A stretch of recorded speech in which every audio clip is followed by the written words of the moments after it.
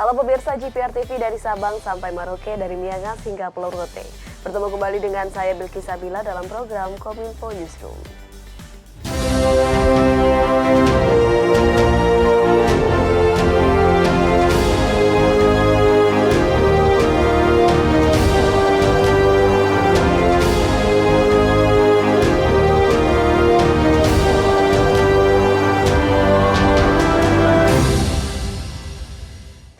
Pemirsa, inilah Kominfo Newsroom selengkapnya. Menanggapi maraknya streamer game online di platform YouTube yang mendapatkan donasi atau disawer melalui situs judi online dan menyerang anak-anak, Direktur Jenderal IKP Kemenkominfo Usman Kansong menyebut, Kominfo akan melakukan upaya dari hulu ke hilir, salah satunya dengan pemutusan akses dan men-take down akun YouTube yang terindikasi mempromosikan judi online melalui streamer game online.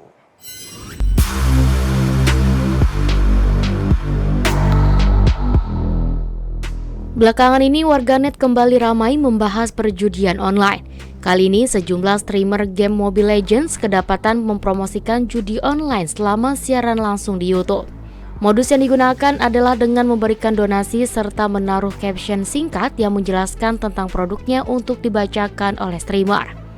Menanggapi hal tersebut, Direktur Jenderal Informasi dan Komunikasi Publik Kementerian Kominfo Usman Kansong menyampaikan, pihaknya terus melakukan upaya dari hulu ke hilir dengan menggencarkan sosialisasi dan edukasi melalui program literasi digital dan mengajak para orang tua untuk tetap melakukan pengawasan dari setiap konten yang ditonton oleh anak-anaknya. Setelahnya, Kominfo akan melakukan koordinasi lebih lanjut dengan aparat penegak hukum untuk menginvestigasi dan menindaklanjuti perjudian online secara tegas, baik itu bagi pengembang, bandar, sponsor maupun yang mempromosikan melalui streamer game online yang menyerang sebagian anak-anak di Indonesia. Lebih lanjut, Usman juga menegaskan nantinya Kominfo juga akan melakukan pemutusan akses dan men-take down akun YouTube yang terindikasi mempromosikan judi online. Iya, YouTube-nya pasti akan kita take down begitu ya, tetapi take down saja kan tidak cukup ya, perlu kerja di hulu yaitu edukasi tadi itu dan kerja di hilir penegakan hukum begitu. Take down itu kan kerja di tengah. Sejak dibentuknya Satuan Tugas Badan Aksesibilitas Telekomunikasi dan Informasi atau Baktikominfo yang mulai bekerja pada tanggal 12 Oktober 2023, Wakil Menteri Kominfo Nezar Patria menyampaikan, upaya tersebut dilakukan guna mempercepat pembangunan base transceiver 4G di seluruh Indonesia yang ditargetkan akan rampung dalam 1 tahun ini. Kementerian Komunikasi dan Informatika telah membentuk Satuan Tugas Badan Aksesibilitas Telekomunikasi dan Informasi atau Baktikominfo yang bertujuan untuk mempercepat proses pembangunan BTS 4G di seluruh wilayah Indonesia, terutama di wilayah 3T perbatasan yang ditargetkan akan rampung dalam 1 tahun.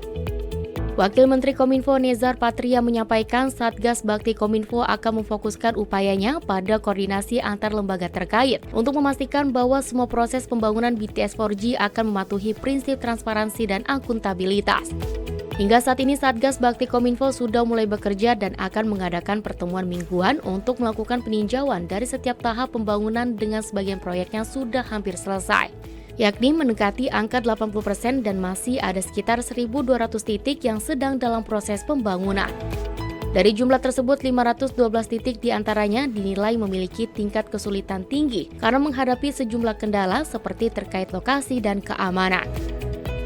Lagi dalam proses 1.200, tapi ada 512 titik di daerah yang kita golongkan sebagai kahar atau force major karena ada kesulitan dalam soal lokasi dan juga soal situasi keamanan. Nah itu lagi kita assess, tapi pembangunannya akan terus berjalan di sana. Pembentukan Satgas Baktikominfo berdasarkan Keputusan Menteri Komunikasi dan Informatika Republik Indonesia Nomor 472 Tahun 2023 tentang Satuan Tugas Percepatan Penyelesaian dan Optimalisasi Program Penyediaan Infrastruktur Telekomunikasi dan Informasi pada Badan Aksesibilitas Telekomunikasi dan Informasi Kemenkominfo. Sesuai dengan Kepmen tersebut, Satgas Baktikominfo memiliki kewenangan untuk menetapkan arahan dan rekomendasi, memberikan rekomendasi penetapan kebijakan atau peraturan dan melakukan koordinasi dengan kementerian, lembaga, otoritas, dan pemerintah daerah. Adapun terkait masa tugas Satgas Bakti Kominfo tercatat mulai dari tanggal 12 Oktober 2023 dan berakhir seiring berakhirnya masa jabatan Menteri Komunikasi dan Informatika Budi Aris Setiadi pada Oktober 2024 yang diharapkan dapat mengatasi masalah hukum dan mampu melanjutkan pembangunan BTS 4G yang sempat terhambat untuk memenuhi kebutuhan konektivitas masyarakat secara menyeluruh.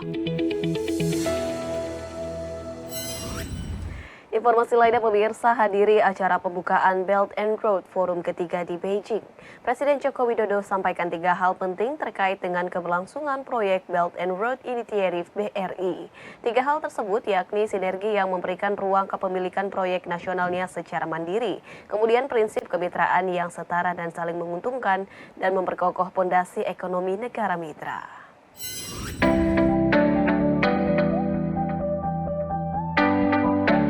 Presiden Joko Widodo menghadiri konferensi tingkat tinggi Belt and Road Initiative di Beijing, China. Dalam pidatonya, Presiden menyampaikan terima kasih kepada pemerintah China yang telah berkontribusi terhadap negara-negara berkembang. Dalam kesempatan tersebut, Presiden Jokowi menyampaikan bahwa dibutuhkan upaya bersama agar nilai-nilai Belt and Road Initiative dapat terjaga untuk memperkuat sinergi dan kerjasama dalam pembangunan infrastruktur. Presiden juga turut menyinggung mengenai situasi dunia yang semakin terbelah, sehingga kerjasama BRI tidak boleh dipolitisasi dan membutuhkan upaya bersama dalam menjaga nilai-nilai utama agar inisiatif seperti Belt and Road ini semakin kuat dan semakin berdampak.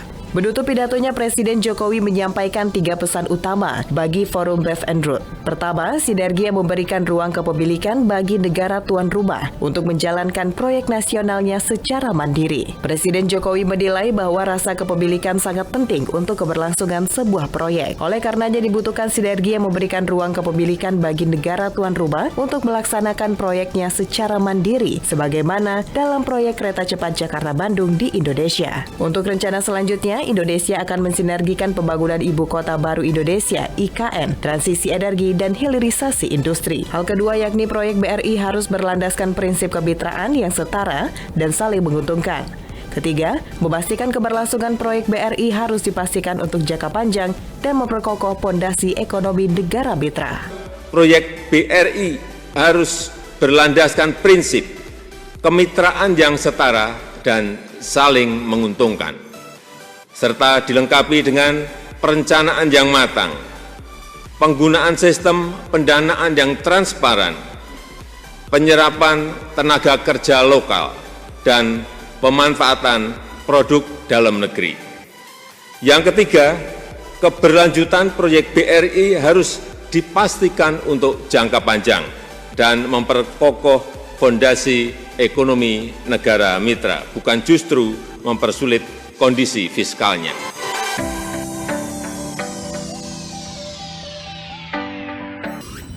Pemirsa, Wakil Presiden Republik Indonesia Ma'ruf Amin menerima kedatangan Satgas Independen dan Satgas Anti Mafia Bola di Jakarta untuk membahas perkembangan penyelesaian kasus mafia sepak bola di tanah air. Dalam pertemuan tersebut, Wapres meminta Satuan Tugas Anti Mafia Bola untuk memberantas habis praktik mafia bola hingga ke akar-akarnya.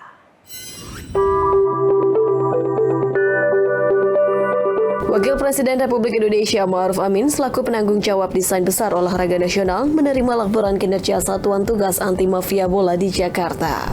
Juru bicara Wapres Mas Duki Baitlawi dalam keterangannya usai mendampingi Wapres menyampaikan bahwa terdapat 2 fokus yang dilaporkan Satgas kepada Wapres. Pertama, Satgas melaporkan tugasnya dalam memantau kemungkinan terjadinya pengaturan skor, baik yang dilakukan pemain, wasit, dan yang lain sebagainya. Kedua, Satgas menyampaikan kepada Wapres pentingnya persatuan sepak bola seluruh Indonesia yang menaungi sepak bola nasional untuk dapat membukukan laporan keuangan secara transparan dengan melibatkan ahli. Satgas juga melaporkan adanya promo rumah judi yang membiayai 3 klub sepak bola nasional. Menurut Mas Duki, Wapres sangat senang menerima laporan kinerja tersebut dan berharap besar atas kemajuan sepak bola nasional. Wapres Ma'ruf sendiri merupakan penggemar sepak bola dan pada saat menjadi santri kerap dijuluki sebagai striker tebu ireng. Wapres menjelaskan bahwa sudah lama masyarakat menginginkan sepak bola nasional memiliki prestasi yang luar biasa. Sehingga Wapres meminta Satuan Tugas Anti Mafia Bola memberantas habis praktik mafia bola hingga ke akar-akarnya dan adanya tindakan tegas atas kasus mafia bola agar ada efek jera. Selain itu, Wapres mendorong Satgas Anti Mafia Bola untuk melakukan audit investigasi terhadap omset sepak bola nasional yang kini sudah mencapai 5 triliun rupiah.